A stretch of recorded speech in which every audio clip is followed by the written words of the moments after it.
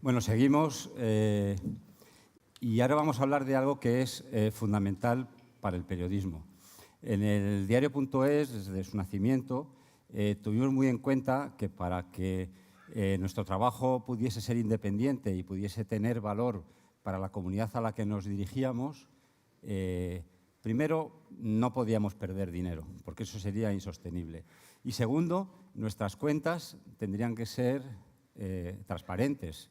Nuestros lectores, nuestra comunidad, debería poder saber de dónde venía el dinero y para qué lo empleábamos. Yo os reto a que penséis en cuántos periódicos, cuántos sitios web hay en España en los que es imposible saber de dónde viene el dinero que los mantiene. Y lo que nosotros siempre decimos es que si no se sabe quién paga el periodismo, eso probablemente no es periodismo. Y bueno, por eso es siempre en estos eventos hacemos una mesa para explicar cómo son los modelos que sostienen el periodismo, que a nosotros nos parece de calidad, porque pensamos que es algo absolutamente necesario y mucho más en estos momentos en los que, bueno, ya sabemos que estamos sometidos a unos nuevos escenarios y que son muy diferentes a los que había antes del mundo digital y tenemos que probablemente trabajar de otra manera. Bueno, por eso hemos traído hoy, bueno, de nuevo tenemos a Catalina Ruiz Navarro aquí, de Volcánicas, ya la habéis escuchado, ya la conocéis. Catalina, por Dios, que es como se llama en las redes. A Carolina Guerrero, que es cofundadora de Radio Ambulante, ella nunca duerme, @nuncaduerme. Aquí te han ganado, Jordi. Te han ganado porque tú eres Jordi MY, me vas a contar, eso no compite. Jordi Meléndez viene de México, Catalina Ruiz Navarro viene de Nueva York, aunque ella es colombiana. Carolina Guerrero. Perdón, Carolina Guerrero viene de Nueva York, aunque ella es colombiana. Y Catalina viene de México, aunque también es colombiana. Bueno, a Catalina ya la conocéis, ella es fundadora y directora de Volcánicas. Antes ha estado hablando desde su cara más feminista y ahora también desde su cara feminista va a hablar de cómo sostiene Volcánicas. Carolina es cofundadora de Radio Ambulante hace poco más de 10 años. Radio Ambulante, igual muchos no lo conocéis, en América Latina Radio Ambulante lo conoce todo el mundo. Desde mi punto de vista es una de las empresas, porque es una empresa que produce los mejores podcasts en lengua española de manera continuada desde hace 10 años. Es de verdad un espectáculo oír algunos de los podcasts. Yo os recomiendo uno de mis favoritos, que creo que injustamente no ganó un premio en el que andaba yo por allí, que os lo recomiendo porque creo que os va a sorprender. Superman en Chile. No os voy a dar ninguna pista más. Os recomiendo mucho que lo busquéis y lo escuchéis. Bueno, Radio Ambulante, que como lo han hecho, como lo habéis hecho muy bien, ha tenido éxito, mucho éxito. También hace un año, poco más de un año, tuvo una crisis, ¿no? Económica. Entonces, me gustaría que nos contases cómo nace Radio Ambulante. Hace tantos años, ahora de podcast todos hablamos, como algo natural, como algo que cualquier medio hace. Pero os aseguro que hace 10 años muy pocos creían que esto pudiese ser sostenible, ¿no? Cuéntanos con detalle, pero rápido, ¿cómo se os ocurre fundar Radio Ambulante? A ver, hay que combinarlo, hay que ser eficiente. ¿Cómo se os ocurrió y cómo conseguisteis encontrar un modelo sostenible, con muchas dificultades, durante 10 años para producir esos podcasts sofisticados, hechos desde toda América Latina, podcasts en los que participaba mucha gente y movíais producciones realmente importantes? Sí, bueno, gracias por la invitación. Yo siempre defino el modelo de negocio de Radio Ambulante como una combinación de resiliencia, creatividad y datos. Pero hace 10 años cuando decidimos, bueno, hace 12 años, más, cuando decidimos crear este proyecto con mi cofundador, que aparte es mi esposo, queríamos escuchar voces de América Latina en español contando sus propias historias y queríamos escuchar un proyecto latinoamericano que privilegiara como a los personajes y las vivencias humanas como parte del periodismo, que no dejara por fuera los acentos originales ni esa parte como tridimensional que el audio escoge, ¿no? que el audio pone adelante, que siempre estaba borrado como de la crónica escrita, ¿no? Que puede ser muy buena, pero que al final cuando uno escucha la voz tienes como, como una puerta a la intimidad de la persona y de alguna manera uno confía en esa voz. Entonces, un día estábamos buscando un proyecto yo quería buscar algo como un proyecto narrativo y Daniel Alarcón, que viene en la siguiente mesa, él era novelista y periodista y me dijo un día, hagámoslo juntos. Yo hago la parte narrativa, tú coges la parte del negocio. Y nos pareció gran idea, mandamos unos emails, tuvimos mucho entusiasmo porque era algo como nuevo, no sabíamos que era tan difícil. Y entonces realmente ha sido una carrera de monetización que nunca acaba. Tenemos un modelo de negocio sostenible, pero siempre sigue siendo un reto. Y yo creo que esa idea de no ponernos muy cómodos cuando hay un modelo de negocio, sobre todo en un medio independiente, que lo que más valora es su independencia, su misión y la relación con la audiencia, con su comunidad.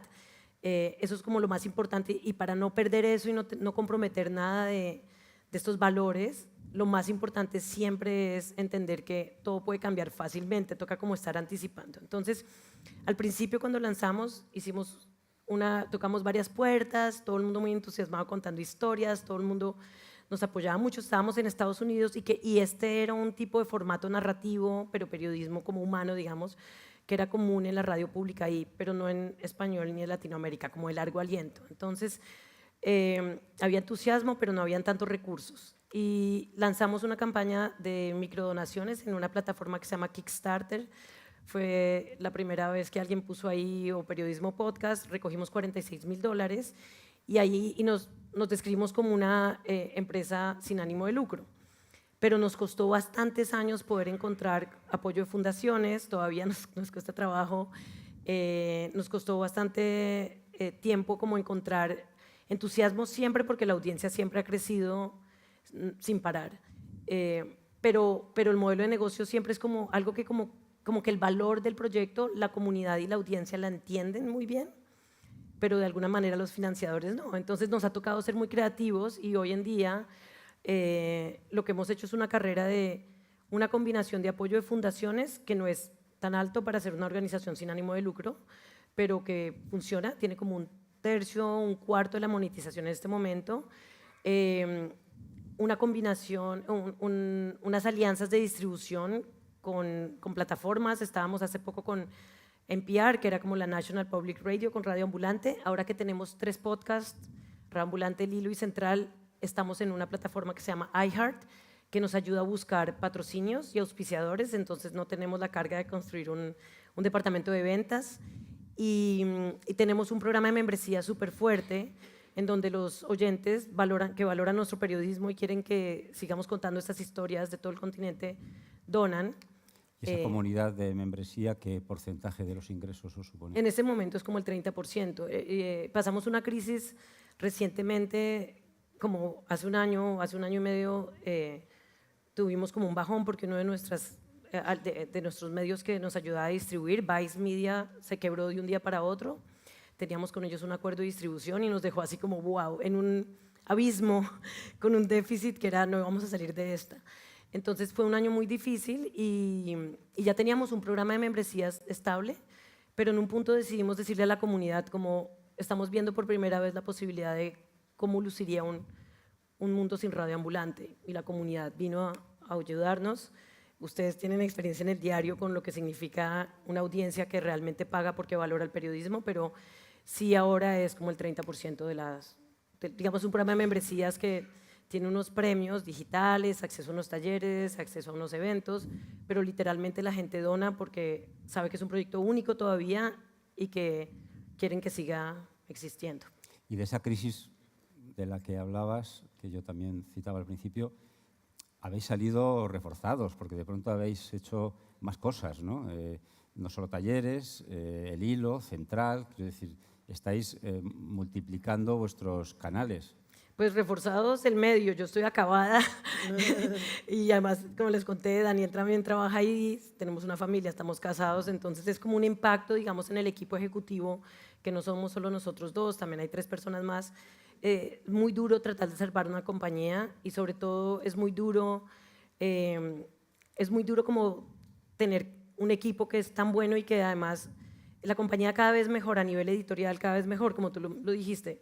En medio de la crisis, cuando nos enfrentamos en este abismo, un día teníamos un déficit de $900.000, así nomás, de un día para otro, y era cómo vamos a hacer esto. Y cerramos el año fiscal terminó el 30 de septiembre y cerramos con 123.000, o sea que al final seguimos en déficit, pero digamos que, Bueno. y bueno, viene un poco de déficit todavía, pero está en un quinto, entonces ahí lo que yo creo que para nosotros la estrategia siempre es no dejarnos desviar de la misión, porque cuando uno empieza a oír demasiadas posibilidades, empiezas por aquí o por allá y te distraes y sabemos qué es lo que funciona. Entonces la estrategia es, ustedes los periodistas se dedican a hacer el mejor periodismo posible, el próximo episodio tiene que ser mejor que el anterior y nosotros vamos allá a buscar plata como se pueda. Hicimos una estrategia de mover a alguien de operaciones a hacer alianzas y bueno, estamos saliendo, digamos que estamos saliendo de la crisis, pero ya no estamos contemplando cerrar. Y tienen una tienda y unas camisetas muy chulas. Entrad, igual, no sé si se podrán comprar desde aquí, pero están muy bonitas. Hay espacio para todos. Jordi Meléndez, que como decía antes es mexicano, él tiene un sitio, no sé cómo calificarlo, una plataforma que se llama Factual. Yo creo que te conocí hace 8 años o así. Yo andaba entonces contando una cosa que a mí me parecía inverosímil. Le miraba así diciendo, bueno, vamos a ver este chaval a dónde llega, ¿no? Y parece que le está saliendo bien. Él, desde esa plataforma, lo que pretende, corrígeme si, es poner en contacto a periodistas, a emprendedores, a tecnólogos que están interesados en fundar medios para ayudarles a que, hablando entre ellos y alimentándose las experiencias de unos y de otros, puedan encontrar modelos sostenibles para hacer periodismo de calidad. Al mismo tiempo, organiza anualmente unos encuentros, que yo creo que fue el germen de todo, y a partir de ahí ya está organizando redes a través de toda Latinoamérica para poner, no solo en México, sino en contacto de todos los países. Y ahí ya, de esas semillas que has ido plantando, ya hay cosechas, ¿no? Cuéntanos un poco esta aventura. Muchas gracias, Sindo, muchas gracias por la invitación. Qué gusto estar por acá. Yo quería empezar con algunas preguntas para el público. ¿Cuántos de ustedes trabajan en medios? Supongo que muchos. ¿Cuántos de ustedes han fundado o dirigen un medio? Ok, menos. ¿Cuántos de ustedes están buscando la receta del financiamiento y de los modelos de negocio de los medios? Casi todos, ¿no? No, muchas gracias por la presentación, Sindo. Yo lo primero que quiero decir es, yo no soy periodista de formación, yo estudié Relaciones Internacionales y quizás esa de formación profesional me ha sido útil en este camino, porque sí creo que, pues no sé, desde hace ya muchos años, en cada congreso de periodismo al que he asistido, se habla que todos estamos en una batalla por la atención, ¿no? Ya no estamos compitiendo solamente contra otros medios, sino estamos compitiendo contra Netflix, contra Spotify, contra lo que sea, ¿no? Yo creo que eso, por supuesto, es cierto, pero siento fundamentalmente que estamos hoy por hoy en una batalla por la confianza. Una batalla por la confianza de los lectores, de las audiencias, de nuestros usuarios. Y lo que nosotros llevamos haciendo desde hace muchos años con Factual, Factual es una ONG. Y desde ahí tenemos 2 proyectos principales. Uno se llama Distintas Latitudes, que es una plataforma de publicación. Tenemos una red que se llama la Red Latinoamericana de Jóvenes Periodistas. Y tenemos un evento anual desde 2012, donde juntamos a medios digitales, nativos digitales de toda la región. Son fundamentalmente medios medianos y pequeños. Nos ha acompañado Radio Ambulante, nos han acompañado medios muy distintos, pero fundamentalmente está pensado para medios medianos y pequeños nativos digitales. Y lo que nos damos cuenta es que en realidad necesitamos encontrarnos más, necesitamos conversar más entre similares, entre pares. Durante muchos años siento que cuando se hacían grandes eventos de periodismo, y eso sigue pasando hasta el día de hoy, pues suele haber siempre keynote speakers, mesas principales donde nos cuenta cómo lo hace bien el New York Times, ¿no? Donde nos cuentan cómo el Washington Post ha logrado salir adelante y tener ahora, qué sé yo, muchos millones de nuevos suscriptores digitales. The Guardian, ¿no? Eso está muy bien, pero o sea, yo soy una persona muy obsesiva y desde hace ya muchos años una obsesión que tenía es cómo hacemos para que los que están, digamos, en la misma liga, ¿no?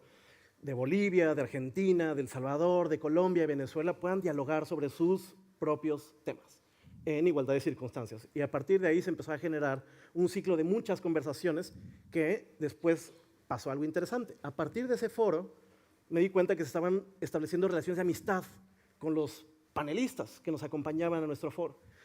Y me daba mucha inquietud que en las facultades de periodismo se seguían dando exactamente las mismas clases que hace 25 años.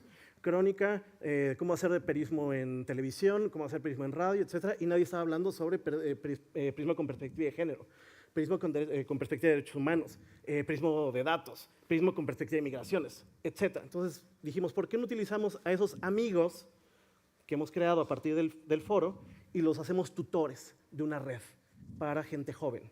Y de ahí nació la red LATAM de jóvenes periodistas.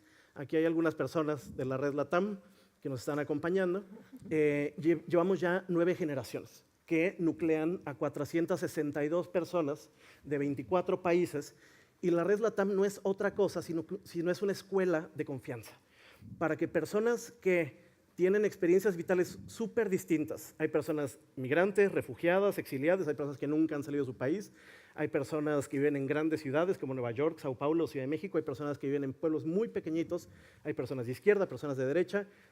¿Cómo hacemos que esas personas con experiencias vitales muy distintas colaboren? Lo que hace la red LATAM es hacer periodismo colaborativo con mirada regional, con mirada latinoamericana. Y desde esa identidad que se ha ido creando a partir de estos proyectos es que nos ha sido más fácil sostenerlos. No es para nada sencillo, dependemos todavía bastante de la cooperación internacional, cada vez menos. Hoy por hoy dependemos un 50%, que creo que está bien para ser una empresa pequeñita, somos 12 personas. Me parece que está bien, pero hay un texto en distintas latitudes que se llama Nuestro complejo modelo de existencia, que lo que hace es relatar cómo todas estas ideas, que creo que han sido buenas ideas, adolecen de perspectiva a largo plazo. Es decir, a mí me cuesta mucho planear más allá de 2 años en el futuro.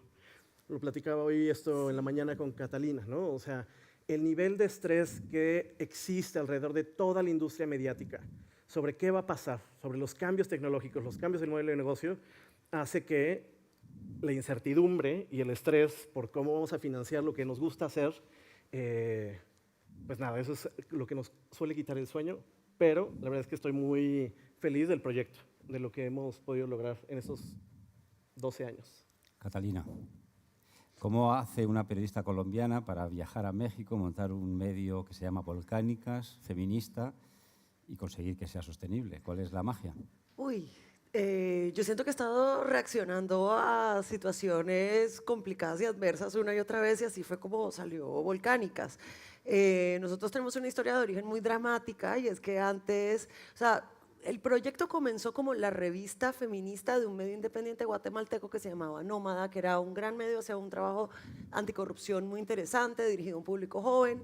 Y durante 2 años yo estuve haciendo una red de columnistas feministas y entonces estábamos publicando a las primeras trabajadoras sexuales feministas que estaban hablando en primera persona, a mujeres trans, a mujeres afro, feministas indígenas.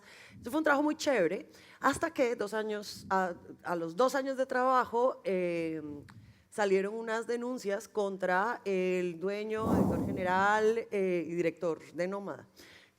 Cuando esas denuncias salieron además provocadas por un panel en donde yo era moderadora y le solté la pregunta de, oye, porque ya me la habían hecho, ¿cómo es que Nómada es feminista si el dueño es un hombre? Y él dijo, no, hay un comité antiacoso. Con tan mala suerte de que había chicas en el público que él presuntamente había acosado. Estas chicas abrieron al día una cuenta anónima, hicieron las denuncias. Cuando yo vi esas denuncias, como todas las mujeres que están cerca de agresores, dije, no, lo estaban atacando por su trabajo. Pero me oí pensarlo y dije, espera, esto lo has documentado 1000 veces y en 2 horas ya yo tenía 2 historias de esto, entonces yo renuncié porque tenía cierto seniority dentro del medio para renunciar, me pagaban muy poquito, mi esposo tenía un trabajo estable en ese momento y no vivía en Guatemala. Digo todo eso porque no es solamente de valentía, o sea, también tienen que estar las condiciones materiales para hacer eso. Hice una investigación que di con 14 testimonios de acoso, y que fue el comienzo de un método de investigación que tenemos en Volcánicas, porque normalmente en periodismo cuando se investiga violencia sexual hay una denuncia judicial y los periodistas cubrimos la denuncia judicial y tenemos aquí una prueba de que hay una denuncia en este papelito. Pero acá lo que yo estaba tratando de hacer era que la pieza periodística fuera la denuncia principal, porque estos eran acosos que habían sucedido en muchas ciudades diferentes, que mejor dicho eso hubiera sido un lío judicial muy grande. Y bueno, cuando este reportaje salió, el medio se acabó porque los donantes le quitaron el apoyo a Nómada. Si él no se apartaba del medio, no se apartó. Esto fue pandemia, sin trabajo, y yo empecé a investigar otra historia sobre un cineasta colombiano que se llama Ciro Guerra, que fue una pieza muy importante. Duramos 5 meses investigándola, era una pieza muy larga, y cuando ya la teníamos lista, yo dije, Dios mío, ¿dónde la voy a publicar? Porque esto se lo regalo a un medio, pierdo control editorial, y pierdo muchas cosas que nos parecían importantes, como cómo es que estas mujeres llegaron a esta situación. La violación, ok, es lo más llamativo, pero cómo las engatusó para tener esta circunstancia. Y entonces, pues yo me metí a WordPress, abrí el dominio de Volcánicas, llamé a una amiga diseñadora, le dije, hazme un logo, te mando una botella de whisky, y así salimos. Y ya que habíamos salido, pues esto ya era algo y había comenzado. Fundar un medio es súper fácil, lo difícil es mantenerlo. Y no solamente acabábamos de salir con esto, sino que el tipo nos demandó. Nosotras somos como un caso paradigmático de acoso judicial, porque el tipo nos puso una denuncia penal, injuria y calumnia es penal en Colombia todavía, nos puso una tutela, que es un mecanismo para defender derechos fundamentales que hay en Colombia. Este caso llegó a la Corte Constitucional, que hizo una sentencia hermosa, porque dice que el periodismo feminista le añade una capa ética al oficio y reconoce el acoso judicial, y dice que las denuncias por violencia sexual son discurso especialmente protegido por libertad de expresión. Pero también nos puso una demanda civil, que esa es la más angustiosa de todas, por $1,5 millones. Esta demanda va a juicio el año que viene. Y entre todos sus alegatos, él decía, ellas abrieron este medio solo para joderme a mí, lo cual era mentira, no era solo para joderlo a él, sino a muchos otros presuntos agresores, cuyas historias queríamos contar. Y también aquí quiero hacer, o sea, es un chiste, pero los agresores se joden ellos mismos, ¿me entienden? Yo no les estoy arruinando la vida contando esta historia, a ellos, ¿quién los manda a tener este comportamiento?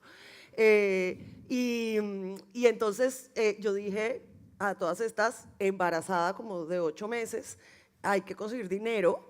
Y le empecé a mandar correos a las personas que estaban en fundaciones que yo sabía que podían tener alguna conexión, y así conseguimos un grant al comienzo de Open Society, y arrancamos a trabajar. Y nosotras vivimos de grants en este momento. Tenemos una agencia de creación de contenido en donde hacemos consultorías, talleres, contenido para publicar en Volcánicas y para otras ONGs en redes sociales y en otros medios. Eso será como el 30% de nuestra financiación. El 70% son grants de filantropía. que estamos en este momento en una situación muy complicada porque viene una transición en la filantropía que a todos nos tienen con los pelos de punta. Open Society ha tenido muchos cambios internos y mandan un mail cada 6 meses. Todo está cambiando, no se preocupen, solamente le dejaremos dar plata a algunos de ustedes. Y, sí, y se robaron otras grandes financiadoras que trabajaban con derechos humanos, como Wellspring. Esta situación en Estados Unidos va a ser un cambio de prioridades en toda la filantropía que viene de Estados Unidos, lógicamente, porque como se fue a la mierda, entonces ahora va a tener que invertir esa plata en cómo mantienen los derechos humanos que quedan en Estados Unidos en este momento. Entonces, eso yo pienso que es algo muy angustioso, justo lo que decía Jordi. Ojalá nosotras pudiéramos planear a largo plazo. Como hay unas grandes angustias, por ejemplo, solamente 2 personas del equipo de 10 tienen contrato laboral y el resto, incluida yo, incluida la gerente financiera, tenemos contrato por prestación de servicios. Y eso, eso nos da muchos nervios porque nosotras tenemos un equipo que estamos educando y entrenando en unas habilidades muy específicas, hacer periodismo feminista en clave pop para jóvenes en Latinoamérica. Y ya han empezado a llevarse a nuestras chicas. Por ejemplo, Netflix se llevó a nuestra diseñadora. Y entonces ahí hay una realidad que es muy difícil de mantener. Yo creo que esto es una pregunta que nos hacemos todas las madrugadas. Y creo que mucho tiene que ver con tratar de entender el ecosistema, cómo está cambiando y poderse anticipar a esos cambios para que cuando hayan reversazos y cambios al interior de las financiadoras, uno tenga algo que decir, pero mucho no depende de nosotras. Y Catalina, ¿no estáis pensando en que vuestra comunidad, que entiendo que no sé el tamaño, pero que es una comunidad muy cohesionada, os ayuden a financiarla, el formato de la membresía? Sí, tenemos un Patreon de membresías, Patreon/Volcánicas, pero siento que en Latinoamérica la cultura de donación y de microfinanciación es todavía muy reducida. O sea, creo que Ambulante tiene una ventaja muy grande de salir de Estados Unidos, en donde esto es como mucho más, o no sé cómo funciona con ustedes, pero lo que nosotras hemos encontrado es que en Latinoamérica es difícil que la gente done. Y están, pues hay una costumbre de que toda la información que te van a dar los medios es gratis, a menos que sea un medio grande que va a poner un paywall, que nosotros nunca lo haremos, porque nosotros estamos haciendo esto para que la gente nos lea y queremos cambiar el mundo con el periodismo que estamos haciendo, entonces no le vamos a poner barreras. Una cosa, Jordi, tú estás recibiendo desde hace 8, 10, 12 años, ahora ya entiendo que además más cantidad, a mucha gente, muchos proyectos, enfoques muy diferentes. ¿Qué estás percibiendo? ¿Estás percibiendo un cambio, una evolución? ¿Son proyectos imposibles? ¿Hay mucha inocencia en los planteamientos? Te vienen, supongo, historias que serán interesantes pero imposibles de sostener económicamente. Claro, yo percibo mucha angustia, sobre todo me toca, pues sí, convivir con gente muy joven, ¿no? O sea, que va de los 19, 20, 22 años hasta los 30, 35, y siento que hay como, pues sí, una idea de un futuro con muchos nubarrones, ¿no? Sin saber muy claramente qué va a haber detrás. Yo percibo eso y al mismo tiempo percibo mucha valentía, es decir, se sigue haciendo periodismo, se sigue haciendo excelente periodismo. Me ha tocado estar yendo en los últimos 3 años al Festival Gabo y evidentemente hay una celebración muy, muy real, muy patente de que pues, la gente quiere contar historias en todos los formatos posibles, hay mucha creatividad, pero digamos, para tratar de llegar, ¿no?, a la sostenibilidad de los medios, que es lo que nos convoca en esta mesa, lo cierto es que no se ve, yo no alcanzo a ver por dónde. O sea, leí ayer un newsletter que manda Mauricio Cabrera, un analista de medios mexicano, digamos, todo lo que pasó en Estados Unidos con este tipo de figuras influencers, ¿no? Joe Rogan, digamos, el poder que tiene ya la figura individual, ¿no? O sea, hablaba hace rato de, estamos en una lucha por la confianza, y hoy por hoy quienes están acumulando la confianza suelen ser personas en lo individual, ¿no? No sé si ubican a esta persona que trabajaba en Vox, en el medio, no en el partido, Cleo Abrams, Sí. de tecnología, ¿no? Renunció, se fue de Vox y ahora ella es una influencer en sí misma, ¿no? Y eso se repite cada vez más. Pero al mismo tiempo, no todos van a poder lograrlo. Y decir eso, ¿no? O sea, Volcánicas y Creadoras Camp es un poco también esa... Sí. Siento que hay una paradoja, ¿no? O sea, alimentamos a personas que puedan pararse frente a la cámara, generar confianza, generar engagement, ¿no? Pero luego se van a otras plataformas, que eso es lo de menos. Pero luego es como, ¿y cómo sostenemos a un medio solamente con una constelación de, qué sé yo, influencers? Ahí hay unas reflexiones que no están acabadas. No, pero daros cuenta, creo que hay algo que tiene, como siempre hay ejemplos del pasado que nos sirven para el futuro, que tiene que ver con las estrellas de la radio, que se cambiaban de emisora y arrastraban a sus oyentes, Claro. que hoy les llamaríamos seguidores, ¿no? En España tenemos muchos casos históricamente de tipos que saltaban de Radio Nacional a la SER, de la SER a no sé dónde y tal. Y es verdad que eso está pasando, ¿no? Ahí en el mundo de los podcasts eso no ocurre, ¿no? O sea, es otro mundo diferente, ¿no? Es Pues ahora todas las figuras, las celebridades tienen un podcast que es ya, más como sí, pero conversación. en el vuestro no, en vuestro mundo de radio ambulante no. No, en nuestros... Es un trabajo muy colectivo. Es un trabajo colectivo, hay un presentador, Daniel es el presentador de Radio Ambulante, pero siempre vienen otros periodistas a contar estas historias. Hay unos presentadores en El Hilo, que es el segundo podcast, que es un explainer, que eran parte de nuestro equipo y son los presentadores. Creo que lo que nosotros tratamos de hacer es que lo más importante es qué le sirve a la historia y qué necesita saber el oyente. Y nosotros somos estamos muy claros de mantener el objetivo del medio y no... Sí, o sea, si habrá alguna vez que hay alguien que le vaya muy bien y ya se va a ir a su siguiente etapa, se puede ir. Pero lo más importante para preservar para nosotros es asegurarnos que tenemos el medio, el equipo tiene 30 y pico personas, y si vemos, o sea, se volvieron personalidades ellos mismos, pero, o sea, la gente, la comunidad los respeta, los escucha, pero creo que en nuestro caso nadie va a escuchar un contenido que no es entretenido, que no le añade valor, y para crear y realmente construir esa confianza con la comunidad que es tan vital, no solo porque aportan, digamos, porque nuestro programa de membresías tiene 4 o 5 años, sino porque cuando la gente un medio tiene valor cuando tienes una audiencia. Y para nosotros creo que es la constancia, la transparencia en la cultura y en los valores y asegurarnos que nunca bajamos la calidad. Eso es lo que nosotros hacemos. Una cosa pequeña con eso de las personalidades. A mí me parece muy bien que haya periodistas, influencers en redes, pero hay un problema ahí, es que no tienen editores normalmente, hasta que ya llega plata para pagarle un editor o una editora. Y esas conversaciones que hay detrás de cada contenido que nosotras sacamos, cuál va a ser el impacto, por qué lo estamos haciendo, qué queremos comunicar, son unas conversaciones editoriales que son indispensables, enriquecen al periodismo, y a veces cuando son figuras separadas o solitas y sueltas, pues no tienen ese equipo detrás que sigue siendo muy necesario. Yo he sido creadora de contenido, he sido periodista freelance, y la felicidad y la tranquilidad que a mí me da que yo tengo un equipo detrás que yo les mando el texto y me dicen, no, Caterina, esto no lo puedes decir, ¿cómo se te ocurre? Y entonces ya yo lo cambio y busco otra cosa. O sea, eso es una tranquilidad que siento que se está perdiendo mucho. Los trabajos de los editores en los medios se han reducido a casi que recibir y publicar en muchos casos, pero esas conversaciones son muy importantes para el periodismo y para mantenerla se necesita dinero. Bueno, y también estamos en un escenario que se ha hablado en varias mesas, tú lo has citado creo antes, en que hay bueno, pues mucha gente que tiene muchos seguidores y que no está haciendo precisamente periodismo, que está haciendo otra cosa.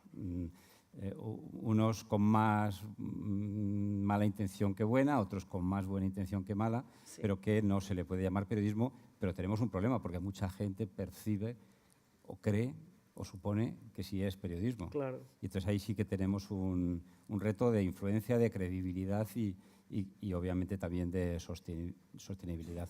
Pues muchas gracias a los tres.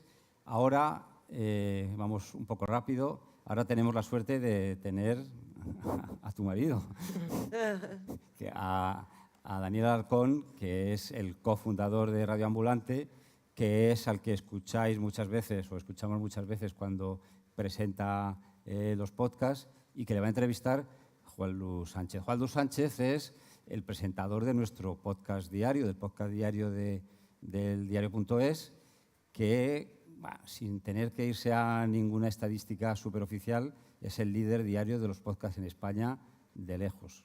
Que lo sepáis, ¿eh? Que lo sepáis. Bueno, pues muchas gracias.